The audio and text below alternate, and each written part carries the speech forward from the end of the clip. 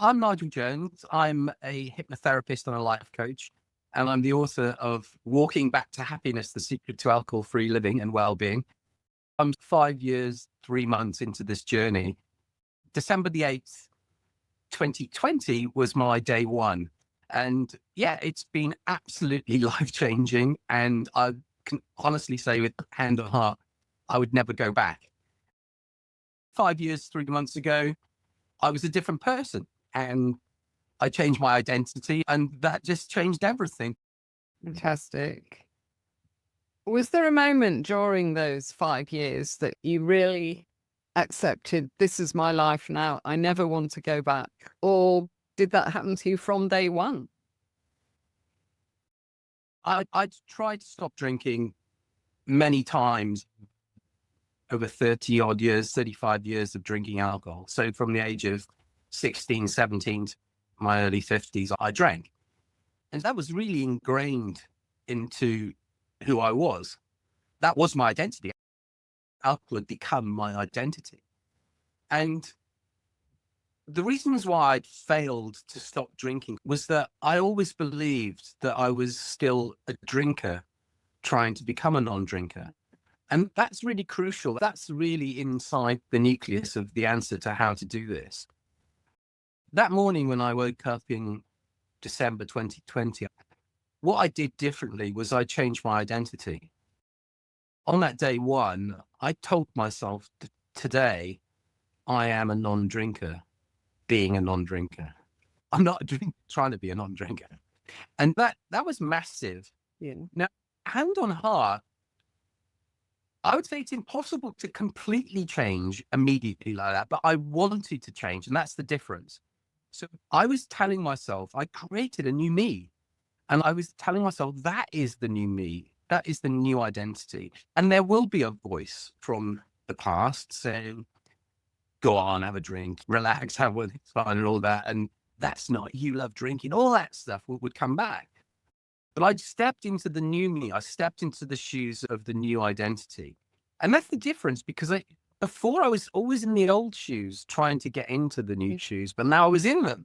Yeah. And yeah, there were pangs. Of course there are. And on day one, I probably had 500, but they got less and less. Stopped in early December.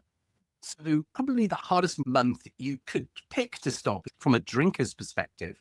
Because in the drinker's shoes, December's the month when you can drink freely and just do what you want, because you've got a green card just to go. Everyone's boozing. And so it's, oh, wow, this is great.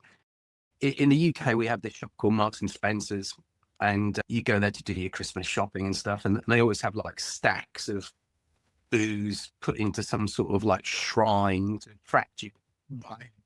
And I was standing in front of the port shrine. So all these bottles of port. And I was there with my wife doing Christmas shop, and she'd lost me. And I was like looking at this booze, thinking I'm like sort of 12 days in, but wouldn't it be absolutely lovely to have a nice glass of port in front of the fire tonight? All the old voices coming back from the old identity. And I picked it up. I was going to put it in the basket. And then, but something inside me, the new me, just took it out of the old me's hand and put it back on the shelf. My wife goes, "Oh, there you are. What are you doing?" I looked at her and I just thought, like, I can't be in here anymore. And I just walked out and just left it. That for me was a great moment. It's never going to be that bad ever again. The pangs I get, the cravings I get will never, ever be like the Marks and Spencer's moment. And so I knew that new identity had won. I now knew it was stronger than the old identity. I talk in the book about there being like two wolves, the old wolf and the new wolf. And the new wolf had beaten the old wolf. And now my job was to starve the old wolf and finally put it to death, get rid of it. I definitely had pangs, cravings, still going up until 6 months, but they get less and less. And you might get, after 6 months, there might be like one a week. And then after 9 months, they start to go. I think the reality is that you finally close the door. I closed the door at 1 year. Yeah. Because for me, that was like a deja vu moment. It was almost like I've done a year. So that means December the 9th was my second December the 9th. December the 10th was my second December the 10th alcohol free. it was almost like I'd done it before and I'd proven to myself that, yeah, you can do it. Yeah, you can do this. I think that was the time I really finally slammed the door shut on it. Yeah. And up until this point, it was never massively ajar. I think in the first week, it was probably maybe 2 or 3% open, and then it slowly closes. The thing with this is, and this is really important, if the door is 1% open, it's just the same as being 50% open because it's still open. Yeah. And so it doesn't really matter. So it's very important when you get confirmation on your identity. When you say to yourself, I now really believe that door is shut. And that came to me, I say, a year. It might come to other people much, much earlier. But for me, I had to prove to myself that I could do that year. And by doing that year, bang, I shut the door. Yeah. Well done. Yeah. Well done. For me, I found that once I'd got some benefits coming in, once I knew that I was sleeping better, looking better, having more energy, I didn't want to lose that. So that's No. kept me going. Once the benefits outweigh the FOMO or whatever you're suffering from, that's when it stuck for me. But yeah, I love your wolves fighting and your door ajar. You've got nice images there. So you sent me some numbers, didn't you? Some calculations about what sobriety's given back to you. Have you got them handy? So basically, I 5 years alcohol free in December 25, and I decided to do some calculations on what that meant in terms of numbers. And probably the biggest one for me was the fact that when I was a drinker, my heart rate was around about 65 beats a minute, just like resting, maybe a bit higher. And I went for one of these sort of yearly MOTs at the GPs a year after stopping drinking. And my heart rate had gone down 10 beats a minute. Everything was great. Cholesterol was down, lost loads of weight. But this concentrating on the heartbeat, what I then thought was, if I'd say 10 beats a minute, and the figures were something like, they worked out like over 5 years, that was 26.3 million heartbeats that I'd saved. And then if you do the maths on that, if you got 55 beats a minute, I've saved about a year in my life. That's pretty major because you're saying to yourself, actually, by cutting out booze, I'm looking after my heart in a big way because the beats are going down. 26.3 million beats saved. You know, that's better than saying, oh, yeah, I've saved 100 grand in money. Yeah, that's good. But 26.3 million heartbeats saved, that gives you more time on the planet. Yeah, so the heartbeat was really, really important. And I think in terms of money as well, calculated that I'd saved something like, I was estimating it was about £1,000 a month in alcohol. So that's 12 grand a year, or 5 years, 60,000. It's probably double that because there's all the other costs that come into it. Yeah. The purchases, the bad eating, the late night taxis home because you missed the train or whatever. So that number as well was massive, £150,000 saved in 5 years. I'd worked out that I'd had something like 261 weekends without any hangovers as well. And then sleep was huge as well.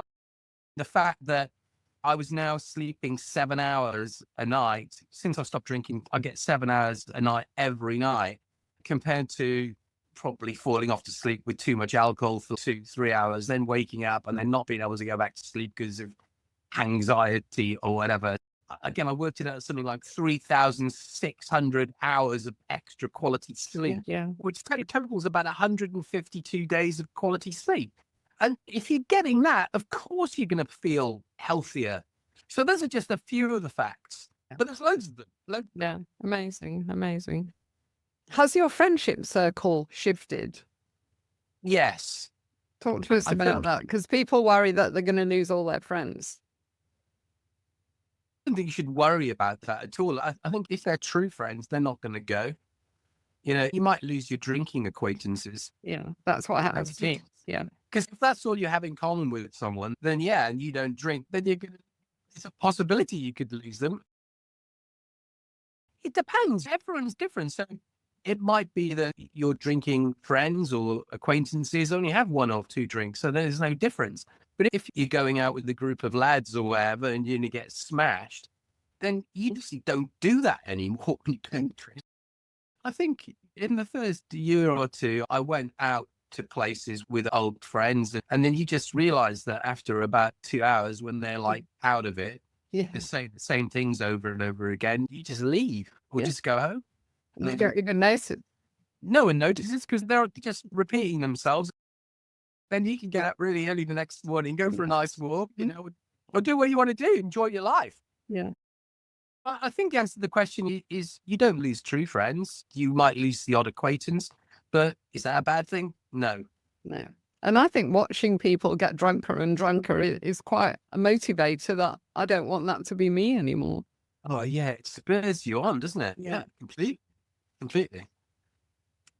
So I've only known the sober Nigel, and you're always bursting with energy, always full of beans. Were you like that when you drank? My character hasn't changed. I've just become sober and I have more clarity in my life as well. I think that the biggest things for me have been really having this sort of clearer mind. That's definitely one of them. I suppose it makes you more present. You stay in the present moment because the reality is when you drink, you leave the now. You go somewhere else. You numb your mind and you either go to some sort of dreamy future or you go to some sad past or some good past.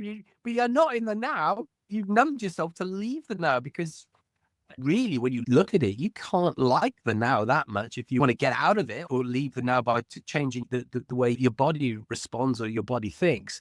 So It's an escape hatch, isn't it? it's complete escapism. And I think for some people, it's hedonistic as well. There's a huge belief behind it that you can't have fun or you can't relax or you won't be connected or you won't be successful. It's all bullshit, basically. Those are just limiting beliefs spread by the alcohol machine to keep people in. Once you step outside and you take perspective on it, you see it for what it really is. So my character is the same, but I just have more clarity in my life now. And I think with that comes more self-respect as well. And it's just what you were saying earlier on, because you're seeing the benefits of stopping, like you're losing weight, you're throwing out your old clothes, you're having to buy new clothes. It's such a nice feeling going, oh, that doesn't fit anymore. It's too big. It's a big tick inside to say, wow, this is good. It's good for you. And so that self-respect comes through. So I think I've got more self-respect than I had when I drank. Looking at the old me and the new me, there's definitely more self-respect in the new me because I just feel fitter. I tried to keep fit in the old days. I played golf, but the reason for playing golf was because there was a great 19th hole. It always ended up in the 19th hole. Yeah. And I don't think I ever played a game of golf without drinking at the end of it. One of the big things with alcohol is all roads lead to it. Once you're in it, you go out for a walk, but it's probably to a pub. You play golf because you know you're going to have a few beers afterwards. There's always a drink involved somewhere. And for me, it was always, where's my next drink going to come from? And that, unfortunately, for someone who's addicted to alcohol, is like a day-to-day existence. And it's not nice. And to break free from that, it's just unbelievably hard to describe how great that feels. Again, looking at old me, new me, probably another big one is because I meditate daily, I think I'm more mindful and I respond as opposed to react. Not all the time, of course. I'm not some sort of like Zen Buddhist walking around. I do feel as if I will now take my time before responding to something. And I think that definitely is as a result of not drinking. Yeah. You touched on limiting beliefs there. So as a hypnotherapist, talk to us a little bit about that. Imagine you talking to someone that's a big drinker like you and me were in the old days, and they've got all these limiting beliefs. I can't have fun with alcohol. I'm going to lose all my friends. It's the way I relax, blah, blah, blah. How are they going to overturn those beliefs? Because you and I know this whole journey is all about mindset. So yeah, give us some practical tips. Yeah. So the key thing to do from day one is really look at what you think are the pros and the cons of alcohol to you. In the coaching world, we have this thing called the alcohol seesaw. So on one side, you put the things that you think are positive about alcohol, on the other side, the negative. And you normally find that on that positive side, there's things like it helps me relax, it helps me escape, it gives me higher self-esteem or confidence, enables me to talk to people. Those are the type of things that come up. And then on the negative side, most people know that it is poison at the end of the day and it does something bad to them. They try to hide that away, though. They don't big it up too much. But the reality is that the first thing you should do is look at why you think this thing called alcohol is good for you. Because I can tell you now that they are all limiting false beliefs. The trick now is to help you see that they are false. How can you see that alcohol relaxes me is absolute rubbish? And the way we do that is through a number of different techniques. One of which is called the tabletop technique, where you have to define, first of all, what a belief is. And you have to remember that a belief is only an assumption that you hold to be true. And that's really powerful because everything that you believe is only an assumption that you think is true. So it's not true. You just think it's true. When you're born, you have no beliefs. You've learned them all. Everything you have inside this head is learned, and that comes from your parents, from TV, from friends, etc. And all the beliefs around alcohol are learned. And so someone's told you, whether it be directly or via a TV or via a friend or whatever, that alcohol is fun, it helps you relax. And so you'll build some facts around that. They're like the legs of the table. So if you think of the tabletop as being, I think alcohol is fun, it relaxes me, there will be some legs on that table, which will be things like when I go out, when I drink, I just feel really good. It gives me like that oozy feeling and I just get away from the day and I can relax. And there'll be four main reasons why that belief is true. And what you've got to do is you've got to take each leg and question it and say, can I have fun without alcohol? The answer is yes. Is alcohol really relaxing me? Actually, if you look at the facts, it actually is a poison. It actually slows your body down. When you drink, the first thing that slows down is your speech. You'll start slurring a little bit. And then what will happen is your mind will start to slow down. You'll start forgetting. And if you drink enough of the stuff, your major organs will stop. And so what it's doing is actually literally shutting you down. But you don't look at it that way. You say 4 drinks max. Have 8, have 12, you'll die. Have 24, you'll die. And start looking at it that way. That's the leg of the table. Take that leg off. Once you've taken 2 legs off the table, it smashes onto the floor and that belief goes. What I would say to someone is the positives that you think alcohol delivers for you. And then call that a tabletop and then question each of the legs. Once you've taken 2 legs off a table, it crashes and it's gone. And that's really powerful. Yeah. Now, I always say to people, alcohol promises what sobriety delivers. And it's so true. Alcohol is promising you loads of stuff like relaxation, fun, and all that. But it's rubbish. Yeah. Sobriety gives you that. Sobriety gives you fun. Sobriety gives you relaxation. Sobriety gives you connection. All the things they say about alcohol, it's wrong and it's limiting, and it's the other side of the coin. The other thing I do, which is really powerful, is to get someone to imagine what it would be like 1 year from now if they hadn't drunk. What would they look like? What would they be seeing? What would they be saying? What would they feel like? Where would they be living? Because you need a visualization. You need to see who you're going to become, who you want to be. And that's really powerful because the brain, the subconscious mind, cannot tell the difference between something that's happened or something that's been imagined. And so if we can imagine what it's going to be like, then we've now got a memory of what you're going to be like. And you work on that. What you focus on becomes your reality. And that is so true. And so in a session with someone, I would say to you, create that image of you, of what you look like 1 year from now as the non-drinker. And then we'd say, let's also take you out 1 year from now and you've done nothing. You've carried on drinking. What do you look like? What do you feel like? So there's 2 future positions, and then ask which one would you choose? Yeah. And everybody obviously chooses the non-drinker. That's hugely powerful, really powerful. Our brains are what we call think-approvers. So if you think something, your brain will try to prove it right. Information bias, don't they call that? Yeah, there's lots of different words for it, but at the end of the day, what it's doing is literally whatever I believe about myself, my brain will actually prove to me that that's the right way to think. Because the way we've evolved, it's protection. So I think I'm going to do this. I think I'm a drinker, so therefore I need to have proof that's all right to be a non-drinker.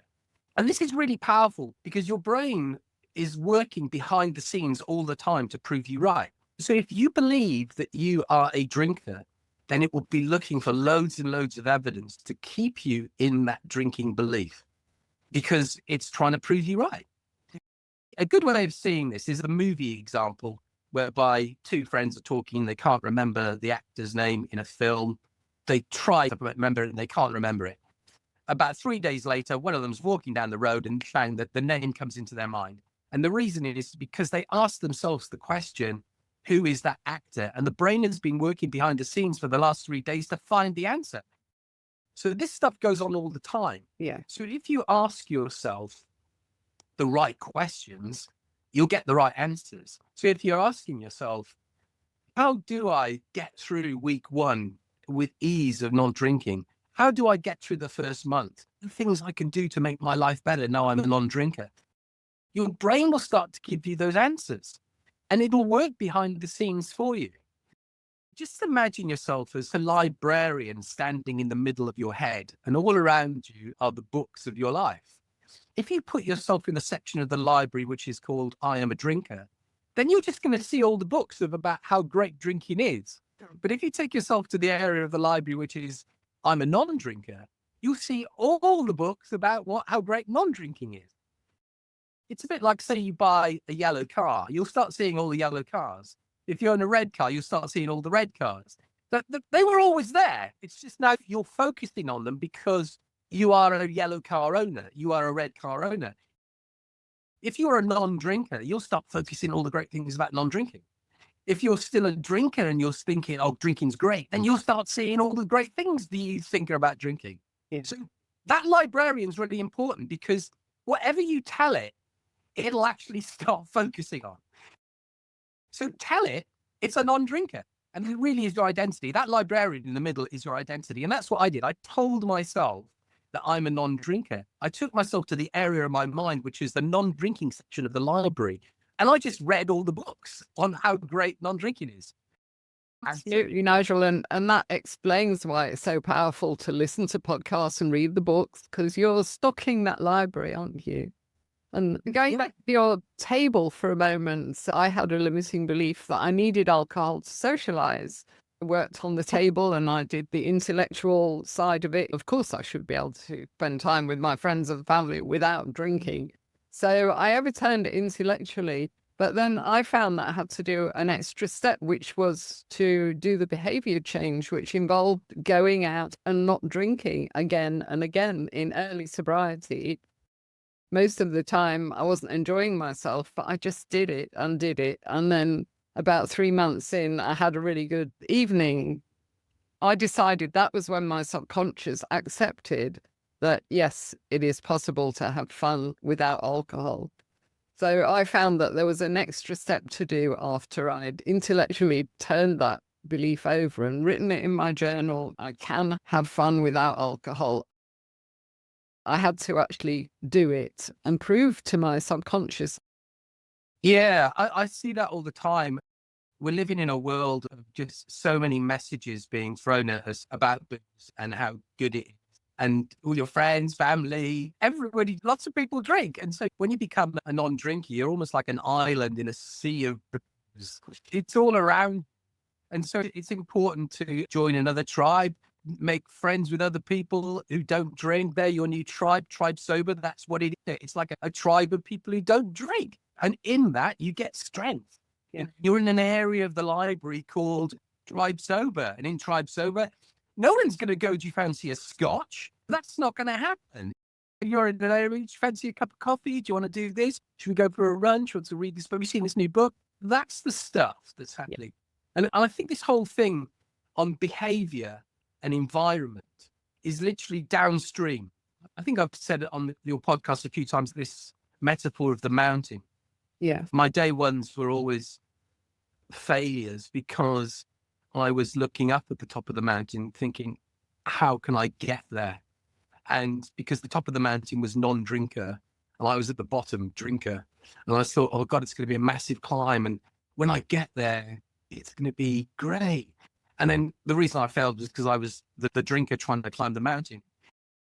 Putting yourself on top of the mountain on day one is really important because you are the non-drinker immediately. There's nothing to climb. You're there. Your identity has changed. The way a river works, it runs down a mountain. So when you change your identity, what trickles down through the river, through your beliefs and your values and the way you behave and the places you hang out, is your identity and your purpose. It's all flowing downstream. If you change your identity, it's really easy not to drink because you're a non-drinker. If you haven't changed it, it's going to be hard to change your behavior. You get more pains when you don't change your identity. So make the changes at the top of the mountain. When the purpose is where the stream begins, the identity almost is the DNA of the water, the quality of the water that's flowing down. So make those changes and all those beliefs and values change immediately, and your behaviors and your environment changes immediately.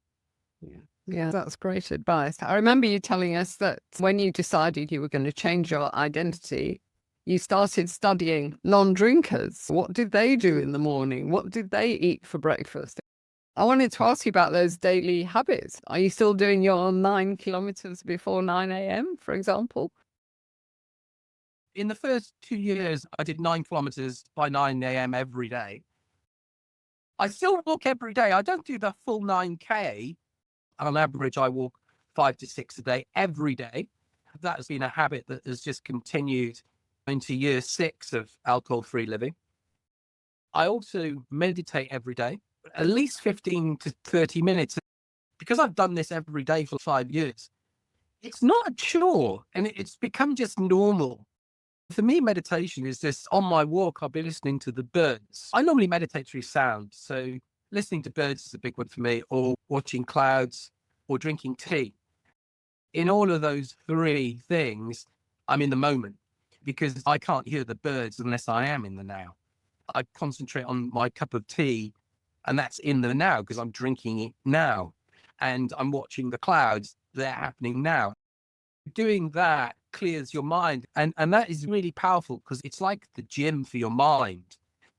If you went to a physical gym, you'd do some pull-ups and you'd walk out of there on day one and you wouldn't notice any difference. And maybe after a week, you wouldn't notice anything. After a month, you say, I'm getting a bit toned, yeah? After 3 months, it's a massive difference if you did it every day. And it's exactly the same with mindfulness or just taking a break and seeing if you can just concentrate solely on the moment for 5 minutes, 10 minutes, 15 minutes. And that's really powerful. In the early days, you'll find yourself wandering maybe after 5 seconds. You'll be going, I'm going to meditate now, and all of a sudden it's not, did I lock the door or is this kind of thing? Well, but then just bring yourself back. And then you'll find that every day you can bring yourself back a couple of seconds more. And then as it builds, you can sit with yourself for 5, 10, 15 minutes. And it's really powerful. It's probably the biggest, most powerful thing you can do for your mental health. Yeah. I love that tip that you gave about lying on the grass and looking at a tree. You said there were some proven psychological benefits to that one because it's the pattern that you see, isn't it? It's proven that if you look at fractal patterns, if you look at a tree, all the branches come off in all these sort of, almost looks like a random, chaotic sort of pattern. When all the leaves are missing, you can see the patterns of the branches. That's called a fractal pattern. We evolved in living in woods, and looking up at trees was providing shelter. It was like a canopy. And so our brains think approver again, think canopy, relax. I must be safe. Now, we still got that brain, that evolved brain, even though we live in centrally heated houses, we still are wild animals. And so if we look at the fractal pattern, the part of the mind will tell you to relax. Your stress goes down something like 30% if you look at a fractal pattern for more than 2 minutes. Let the power of nature and the power of being in the now. Yeah. Taking some time out and just looking at this thing and feeling yourself completely relaxed. Yeah. Yeah. I did the tree one. I liked it. Yeah, it's really good. It's really good. People listening to this that haven't really started the journey yet. One person said to me the other day, "Oh, I want to do this, but I'm terrified." If you were talking to that person, what would you say? Ask them what they're terrified about, because really that's their seesaw. Those are the reasons why they don't want to stop. And they're all going to be limiting beliefs. The hardest move is literally, it is deciding to do it. The hardest move in yoga is getting on the mat. Yeah. And that's really the truth here as well. You literally just do it. Make the decision to do it. There's a great line: discipline weighs ounces and regret weighs tons. And I absolutely love that. I think Tony Robbins said that. And I wrote it down. I put it up on my wall. And it's so powerful because you've got to have action. Without action, you can think, oh, yeah, I've just read that great book on how to stop drinking. But unless you do something about it, nothing's going to change. And it's true. The regret will weigh tons. And the discipline to do it is ounces. Start before you're ready, we say to people. Yeah. You'll never be ready to give up drinking, will you, when you're a drinker? You just got to do it. And making the jump is probably the hardest thing to do. Yeah. Yeah. Because it's all downhill after that. Yeah. Accepting that you've got a problem and then reaching out and doing something about it. That's the biggest step. And after that, it's just a process, isn't it? Rumi, the philosopher, said, as you start to walk on, the way appears. Yeah. And I really like that. Clarity does not come before action. It comes from action. Yeah. Yeah. And it's so powerful. Yeah. And waiting to be inspired as well. It'll be a long wait, but if you start doing stuff, you will get inspired. So talk to us about what you do these days, Nigel, and how people can contact you. I know you've worked with quite a few Tribe Sober members, and they've been very satisfied with your service. I do a lot of one-to-one coaching and I do group coaching. My speciality is literally hypnotherapy and what's called neuro-linguistic programming, which is like the manual of the mind, how the mind works. I help you just understand how your brain works. Loads and loads of tools and tricks what you can use to actually get over things like cravings and just make the alcohol-free journey a much, much easier one, because it certainly leads to your best life, and it is your best life. So yeah, I'm a coach. I'm also an author. So my book is Walking Back to Happiness. That's a bestseller on Amazon. It's helped thousands of people stop drinking. There's chapters on who am I, what are my values, what are my beliefs, what's my purpose, what's my identity, how do I change my identity, how do I change my beliefs, what's my why am I here? And then it goes into all the things that come up when you stop drinking. So it's literally day 1, week 1, month 1, first quarter, 1 year. It's my story of stopping drinking. I recorded it in audio as well, and it's Kindle and hardback and paperback as well, but it's on Amazon. So yeah, and I've got a second book coming up, which is on anxiety. What's interesting is when we do alcohol-free coaching, really we're concentrating not maybe on sessions 1 and 2, but then we're going forward. We're looking at who you are, what's the new version of you? And that doesn't include alcohol. So we move off into the best version of you. And so alcohol-free coaching tends to be only a little bit about stopping drinking. Yeah. It moves on to like, where are we going to go with the rest of our life? Quitting drinking is 10% of recovery. And then it's all about building an alcohol-free life that you love, isn't it? And the longer it goes, the smaller the percentage becomes. Yeah. I think the quitting for me now is probably 1% because of the time has moved on. Yeah. Yeah. But it's an essential part. You have to get that right first.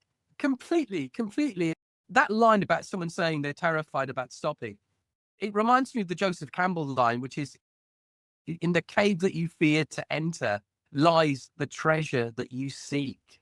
Yeah. And it's so powerful that the things we fear the most are the things we should be doing.